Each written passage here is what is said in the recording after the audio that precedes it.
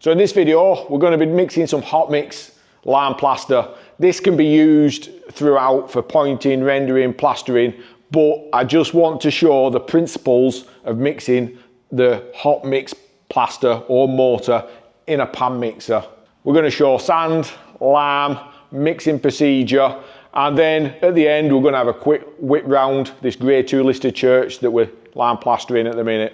So what we're doing, we've got the pad mixer here, putting it straight into the baths, and then we're hairing it in the baths for the base mix lime plaster, but we'll get into that in another video. Normally I'd have a mask on and some goggles on, but for the sake of the video, I'm not going to do that. 2, we've wedged the lid open and overrode the safety switch, just so that we can show you how it works. So we've been mixing all day in this. We've emptied the mixer out. There is a bit of residual in the bottom. So what we're first going to do is put 2 buckets of sand in here. Now we never put more than 2 in this. If you try and put a 3-to-1 mix in, like we generally do with a hot mix mortar, you overfill the mixer, never mixes properly. So we always just put 2 buckets of sand in it. So this is a Cardamaya sand from a local quarry up in Cumbria, and it's a clean wash sand. We use it quite a lot when we're up in Cumbria. And the way to find a good sand is when you rub it in your hands like that. You don't get a lot of residual dirt and clay in there.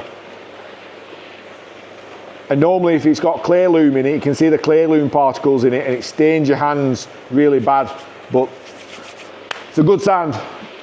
Because we've got 3 lime plasterers on this job, we're actually mixing at a quick pace. Once we've got the sand in there, we need to add some water in, because this Calbux is going to absolutely suck like mad and dry out anything that's in here.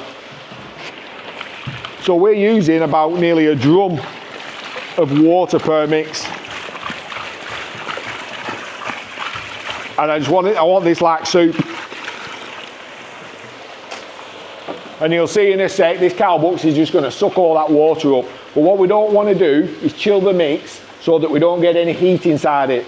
So because we're not doing a 3-to-1, we've only put 2/3 of a bucket of Calbux in here.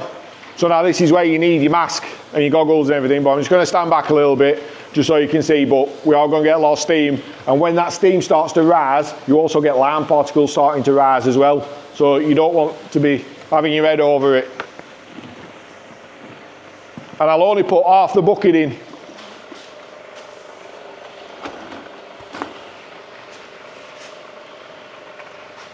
And then that steam is hot. Woo! But you'll see in the mix now, all that water has already been soaked up by that Calbux, by that calcium oxide. And we've got to a crumbly mortar already. So you need to have plenty of water in first. We just find little and often, we just do the 2 buckets of sand, 2/3 of lime, and we just keep churning through it. It mixes so much quicker than trying to fill it right up to the top. I've still got about half the Calbux left in there, so what I want to do is look at the mix, look at the consistency, and then that'll gauge how much more water I need to put into it, so that we get a nice doughy mix that's going to have a lot of residual heat in there, because we need to cook this then for about 5 minutes.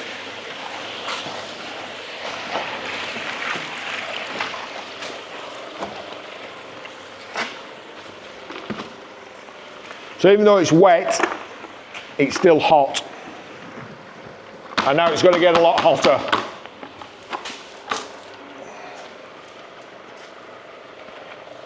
You can see all this steam, see all the steam coming off it, and there's a lot of heat in there now. So all I do is just look at the mix and gauge how much water I need to put in it. I don't want to flood it and chill it, but I don't want it so the mix is struggling to mix it. But it will take 20-30 seconds just to come to a mortar. So you've just got to kind of gauge it and hang fire and not be too gun-ho with the water. Now you see this is mixing up into a nice congealed mortar, and what we'll do now is just leave this for about 5 minutes mixing like this. We have got absolute tons of heat in there, as you can see with the steam coming off it, and we want to leave that heat in there We need that high alkalinity spike and that higher heat to bind that lime onto the aggregate and etch it into that sand. But you've got to keep your eye on it because it might just stiffen up a little bit too much, so you might just need to put a little bit in.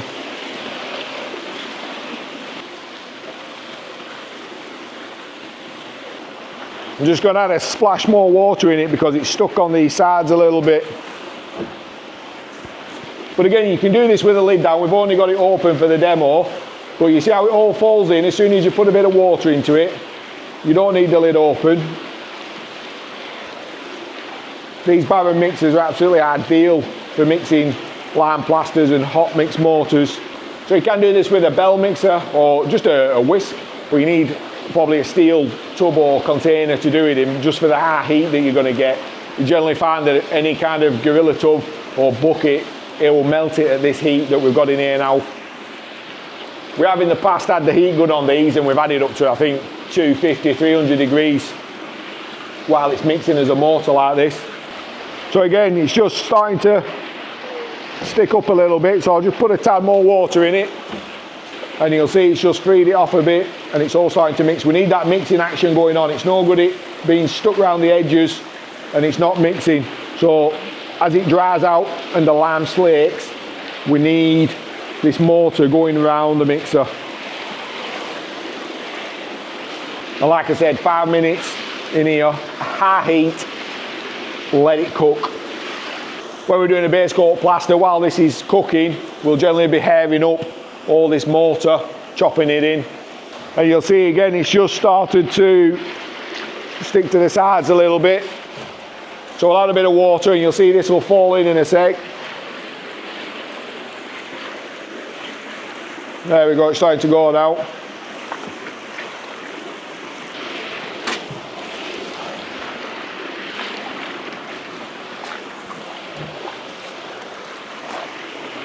This is ideal, is this, how it's just nicely dancing around that pan mixer.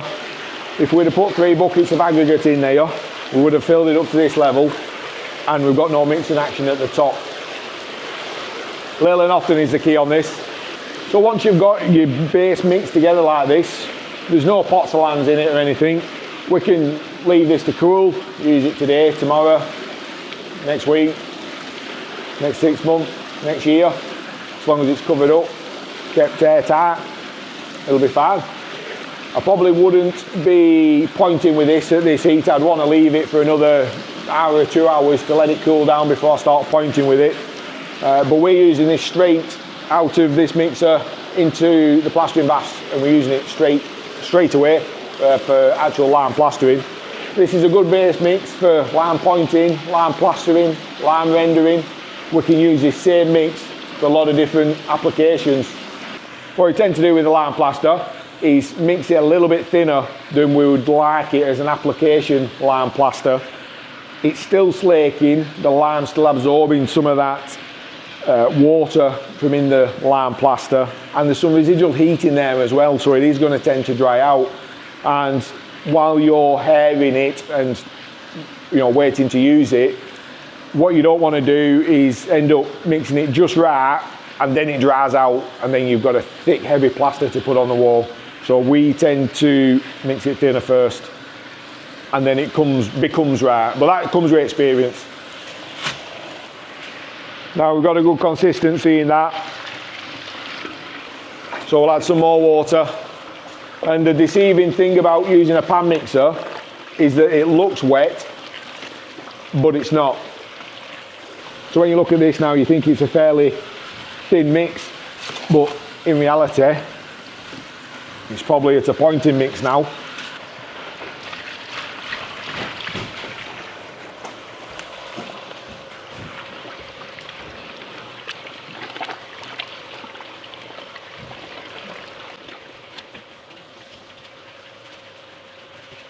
Never stick your trowel in mixer, but that's like probably what you'd want to do a render coat on, but we need it thinner.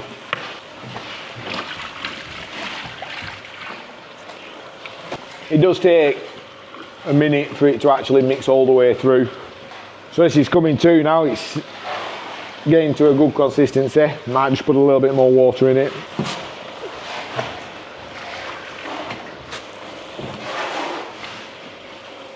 And that's it, hot mix lime plaster in a pan mixer. We're going to have a look at the building. This is a church that we're lime plastering. It's owned by the Church's Conservation Trust, and we are just basically lime plastering the whole internal of the church, ready for all the timber work to go back into it. Somebody else has been in and done the exterior of the church. I think it was probably 18 months ago now. It's grade 2 star listed.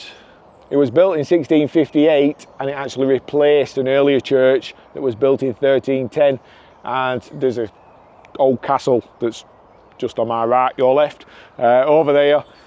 We've also got a put up there somewhere. We've got a new cross to carve and put on the top of the gable of the church there. We originally started this church probably 3 months ago, and we applied a stipple coat and a gauge coat to build out the masonry because it was all uneven all over the place. We got that done, and then we left that to set and carbonate and harden up because we'd put so much depth of plaster on there. And then now we're coming back, we're putting a 10-12mm base coat on this week. Hopefully next week we'll be back, we'll put a float coat on and then a skim coat on top of that. So we're going to do a video on the base coat lime plastering, the float coat lime plastering and the skim coat lime plastering as well over the next couple of weeks while we're here, because it's an absolute beautiful spot to do it in. Anyway, hope you enjoyed that, hope you learned something. Catch you next time.